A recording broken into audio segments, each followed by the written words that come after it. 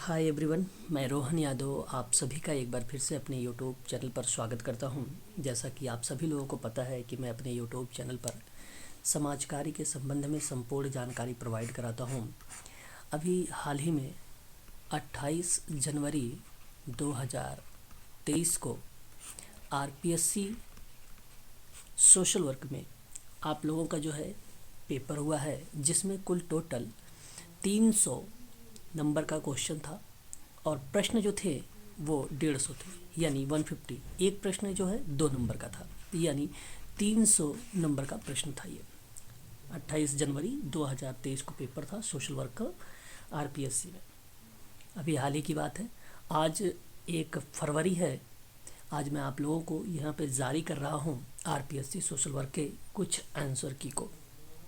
मैं अपने YouTube channel पर समाज कार्य के संबंध में, चाहे वो आरपीएससी का सोशल वर्क का पेपर हो या यूजीसी नेट का हो, जिसका एग्ज़ाम अभी मार्च में होने वाला है, और एमपी सेट का भी पेपर आप लोगों को होने वाला है मार्च अप्रैल में, और एम्स की अगर हम बात करें जिसकी एग्ज़ाम 26 फरवरी को है, यानी आज से 26 दिन और रह गए हैं एमपी जो है एम्स मेडिकल सोशल वर्क का। यदि आप लोग समाज कार्य में ऑनलाइन क्लास कर रहे हैं या ऑनलाइन क्लास के बारे में सोच रहे हैं कि प्रश्न वगैरह, पीडीएफ वगैरह, वीडियोज़ वगैरह प्राप्त करने के लिए, तो आप मुझसे संपर्क कर सकते हैं 8506031308 पर कॉल भी कर सकते हैं, और व्हाट्सएप के माध्यम से आप क्वेश्चन पेपर भी प्राप्त कर सकते हो, पीडीएफ भी प्राप्त कर सकते हो, और वीडियो का लिंक भी प्राप्त कर सकते हो। तो मैं आप लोगों से चर्चा करने चल रहा हूँ आरपीएससी सोशल वर्क के जो प्रश्न 28 जनवरी 2023 को हुए थे उसके कुछ आंसर के बारे में। बात को आप सभी लोग ध्यान से देखिएगा, प्रश्न को अच्छे से। मैं ऐसा कोई प्रश्न इसमें नहीं मिलेगा जिन प्रश्नों पर मैंने आप लोगों से चर्चा नहीं किया होगा। आरपीएससी में 28 जनवरी को एक प्रश्न आया था कि मनोविज्ञान में मुक्त साहचर्य का अभ्यास किसने विकसित किया था, यानी who developed the practice of free association in psychology में। और आप भली भांति तरीके से मालूम है, सन 1913 में प्रस्तुत किया था सिगमंड फ्राइड ने। ऑप्शन नंबर बी करेक्ट माना जाएगा यहाँ पे। वहीं क्वेश्चन नंबर 2 की अगर मैं बात करूँ कि विचारों को समझने के एक उपकरण के रूप में स्वप्न विश्लेषण निम्नलिखित में से किस विचारधारा से संबंधित है, इसका सही जवाब जो जाएगा मनोगतिशील दृष्टिकोण पर जाएगा, यानी साइकोडायनेमिक स्कूल ऑफ थॉट पे।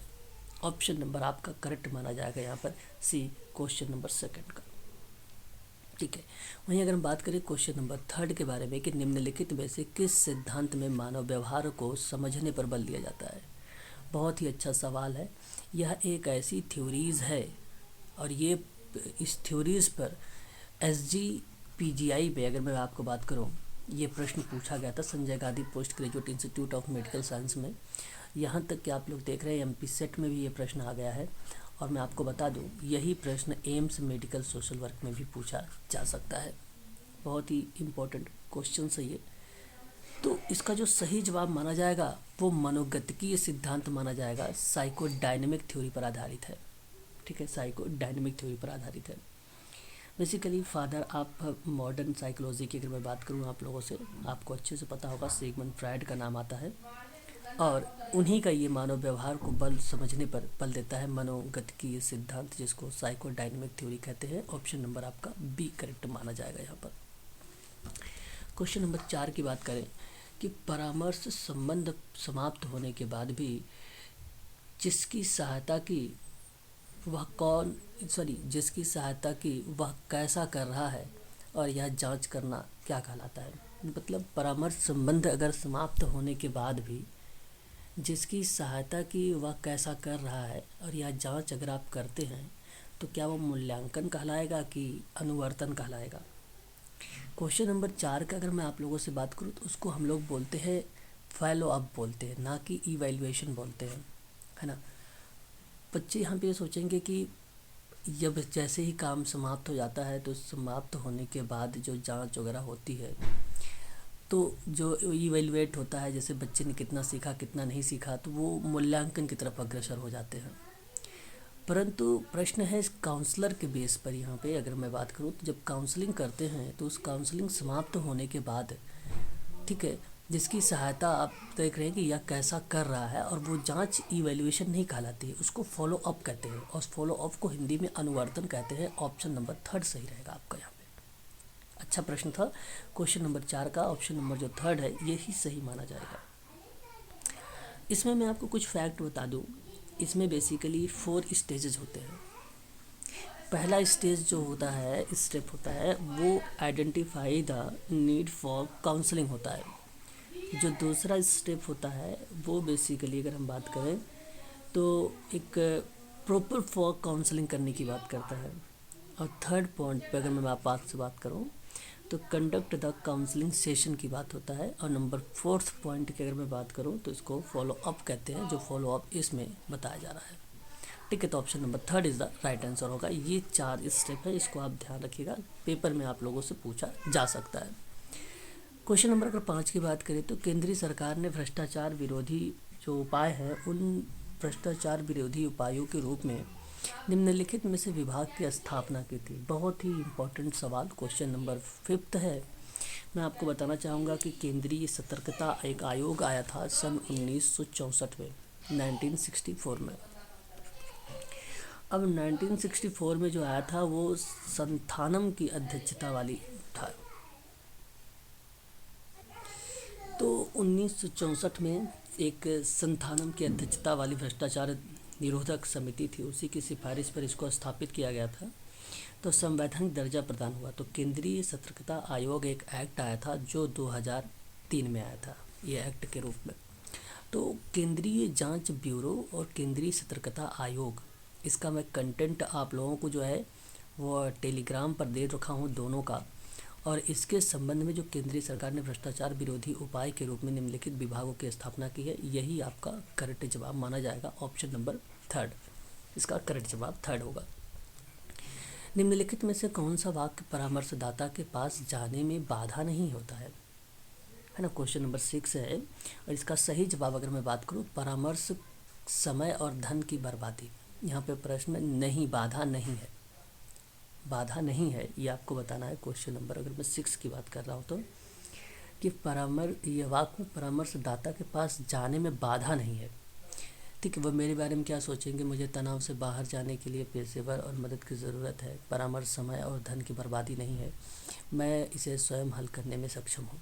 तो उसके पास जाने में, परामर्शदाता के पास जाने में बाधा नहीं है, मतलब कोई बाधा नहीं है। तो ये प्रश्न एकदम सिंपल सा है। तो परामर्श के पास समय और धन की बर्बादी है। ठीक है, धन की बर्बादी। यहाँ पर अगर आप ध्यान से देखें, क्वेश्चन नंबर 6 का अच्छा सवाल है, और इस प्रश्न का जवाब आप लोग मुझे कमेंट में करने का प्रयास करिएगा सभी लोग, क्वेश्चन नंबर 6 का, कि इसका सही जवाब क्या जाएगा। कि वाक्य में परामर्शदाता के पास जाने में बाधा नहीं है। ठीक है, तो ऑप्शन नंबर क्या आपका बी होगा चाहिए, मुझे तनाव से बाहर आने के लिए व्यावसायिक मदद की ज़रूरत होती है ना, व्यावसायिक मदद की ज़रूरत होती है, या आपका सेकंड होगा या आपका थर्ड होगा। और मुझे लग रहा है ये प्रश्न आपका भी गलत आया है, और इसका जो है स्टार मिलेगा, कॉमन नंबर। ठीक है, और ये आपको मैं बाद में बताऊँगा भी, शाम वाली क्लास में 6:30 पर इस प्रश्न पर चर्चा करूँगा। क्वेश्चन नंबर 7 है कि निम्नलिखित में से किसने ट्रांसैक्शनल एनालिसिस का जो सिद्धांत प्रतिपादित किया है। तो एरिक बर्न ने किया है, क्वेश्चन नंबर 7 का, और सन 1950 में, 1950 में। ठीक है, क्वेश्चन नंबर बात करेंगे 8 के बारे में कि केंद्रीय सेवार्थी केंद्रीय चिकित्सा का प्रतिपादन किसने किया है। तो केंद्रीय चिकित्सा का प्रतिपादन अगर हम बात करें तो कार्ल रोजर्स ने किया है। और ये कार्ल रोजर्स को केंद्रीय चिकित्सा थेरेपी के पिता भी कहे जाते हैं। और इन्होंने एक बुक लिखा था सन 1979 में, और वो किताब का नाम यही था, केंद्रीय चिकित्सा। ठीक है, सेवार्थी केंद्रीय चिकित्सा इस किताब का नाम था। और ये जो थेरेपी आई थी 1950 में आई थी, 50 में थेरेपी आई, और इसी पर आधारित ये किताब लिखी गई थी 1979 में। जोहरी विंडो में, बहुत ही अच्छा सवाल है जोहरी विंडो के लेकर। जोहरी विंडो मॉडल है कम्युनिकेशन का, और ये 1955 में आया था, 1955 में आया था। और इसमें 2 विद्वान का नाम आता है, एक का नाम आता है हैरी ईथम करके, हैरी, ठीक है, हैरी नोट कर लीजिएगा, ईघम। और एक विद्वान थे इनके साथ में जोसेफ लुफ्ट, जोसेफ लुफ्ट। इन दोनों ने मिलकर 1955 में दिया था और ये बेसिकली आत्म जागरूकता के लिए फीडबैक या प्रकटीकरण मॉडल के रूप में जाना गया था। ठीक है, तो इसमें जो है इस तरीके से भी हमने पढ़ाया है आप लोगों को थॉमस हैरिस के बारे में कि am okay am not okay. उसी तरीके से इन्हें 4 टाइप के मॉडल दिए थे जौहरी विंडो में। इसकी पीडीएफ में शाम को 6:30 बजे वाली क्लास में नोट कर लीजिएगा कॉपी पर अपने जौहरी विंडो के बारे में। मैं आज पढ़ाऊंगा आप लोगों को बेसिक कॉन्सेप्ट जौहरी विंडो क्या होता है। 4 स्टेप है, उन स्टेप को लिखवाऊंगा। उन चारों स्टेप में क्या कही गई है, तो एक स्टेप में अभी तक स्वयं द्वारा खोजा नहीं गया है और यह दूसरों के लिए ज्ञात नहीं है। Option number 4 is the right answer होगा क्वेश्चन नंबर 9 का। ठीक है, क्वेश्चन नंबर 10 की अगर बात करें हम लोग, एक प्रभावी चिकित्सक के संबंध में कौन सा वाक्य सत्य नहीं है? कौन सा वाक्य सत्य नहीं है? क्वेश्चन नंबर 10 आपके सामने। इसका सही जवाब होगा कि एक प्रभावी चिकित्सक की दूसरों के कल्याण के लिए सच्ची रुचि होती है। ठीक है, स्टेटमेंट यहाँ पे पूछा गया है कि एक प्रभावी चिकित्सक के संबंध में कौन सा वाक्य सत्य नहीं है। देखिए, एक तो प्रभावी जो चिकित्सक होते हैं वह एक प्रभावी चिकित्सक के विनोद की भावना रखता है। विनोद का मतलब जैसे एक सेंस ऑफ ह्यूमर होता है। फिर एक प्रभावी चिकित्सक गलतियां नहीं करता है। देखिए, यहाँ पे पूछा कौन सा वाक्य सत्य नहीं है, तो एक प्रभावी चिकित्सक गलतियां नहीं करता और उन्हें स्वीकार करने के लिए तैयार नहीं होता है। ठीक है, तो संबंध में सत्य नहीं है, तो ये तो देखो भाई पहली बात यहाँ पे सेकंड वाला पॉइंट है। ठीक है, ये तो आपका पहला सत्य हो गया। ठीक है, दूसरों के कल्याण में रुचि सच्ची रखता है, ये भी चौथा भी सही हो गया। अब बात रही तीसरे वाले की, एक प्रभावी चिकित्सक आमतौर पर वर्तमान में रहता है, ये भी बात सत्य है। और कौन सा गलत है? Option number 2 is the right answer, दूसरा गलत है आपका। क्वेश्चन नंबर 11, प्रकृति, उद्देश्य और संभावित जोखिम की पूरी व्याख्या के बाद कुछ करने के लिए विशिष्ट अनुमति प्राप्त करना क्या कहलाता है? तो सूचना कहलाएगा कि मार्गदर्शन कहलाएगा? तो 11 का सूचना कहलाता है, ये आपका सही रहेगा, ऑप्शन नंबर 3। 12 की बात करेंगे तो व्यक्तिगत समस्या से संबंधित परामर्श डैश पहलुओं पर जोर देता है। मतलब बहुत अच्छा सवाल है क्वेश्चन नंबर 12। इसका सही जवाब हो जाएगा संज्ञानात्मक कॉग्निटिव बिहेवियर पे। क्वेश्चन नंबर 13 है, परामर्श एवं समाज कार्य क्षेत्र में समस्या समाधान के मॉडल किसने विकास किया था? क्वेश्चन नंबर 13 में यहाँ पे जो नाम आएगा जिससे ड्राफ्ट का नाम आएगा क्वेश्चन नंबर 13 में। ठीक है, एक मिनट, परामर्श के लिए समस्या समाधान के मॉडल है ना, समस्या समाधान के मॉडल आता है पार्लियामेंट का। Option number 3 is the right answer होगा, ऑप्शन नंबर आपका 3 है। जस्टिस ड्राफ्ट यहाँ पे आएगा क्वेश्चन नंबर 14 में कि समाज कार्य के क्षेत्र में कार्यात्मक जो दृष्टिकोण है उसका विकास किया था जस्टिस ड्राफ्ट ने। ठीक है, याद रखेंगे ये functional school in social work theory and practice है जो जस्टिस ड्राफ्ट का है, यही आपका करेक्ट रहेगा, ऑप्शन नंबर बी यानी सेकंड वाला। ठीक है, कार्यात्मक दृष्टिकोण का देखो मैंने कहा भी है आप लोगों को, कार्यात्मक अभिगम का अगर कोई जनक है तो ऑटो रैंक है। विकास में कोई बढ़ावा दिया है तो जस्टिस ड्राफ्ट ने दिया, मैंने कई बार आप लोगों को बताया है और यही ऑप्शन आपका सत्य है, आप देख लीजिएगा। क्वेश्चन नंबर 15 की बात करें, सामाजिक व्यक्तिक कार्य में परामर्श की शुरुआत किसने की थी? ये भी मैंने कई बार आप लोगों को बता रखा है 15 का क्वेश्चन में। बर्था रेनाल्ड के नाम तो आप लोगों ने सुना ही होगा, सन 1932 में बताया था। ठीक है, परामर्श काउंसलिंग शब्द की शुरुआत, ऑप्शन नंबर आपका यहाँ पे पहला वाला करेक्ट हो जाएगा। ठीक है, तो आज के लिए बस इतना ही रखिए, बाकी मैं जो प्रश्न बचे पड़े हैं पार्ट 2 में शाम की क्लास में आप लोगों को व्याख्या सहित बताऊंगा, प्रश्न नंबर 1 से शुरुआत करके। ठीक है, आंसर की।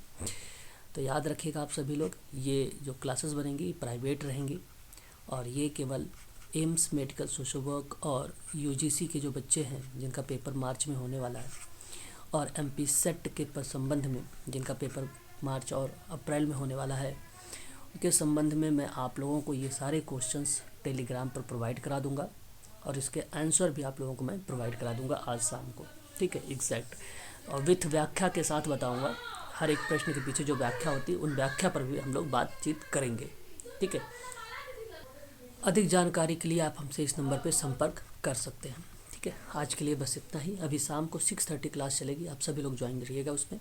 बीच में जैसे ही कोई क्लास होगी तो मैं आप लोगों को लिंक प्रोवाइड करा दूंगा। ठीक है।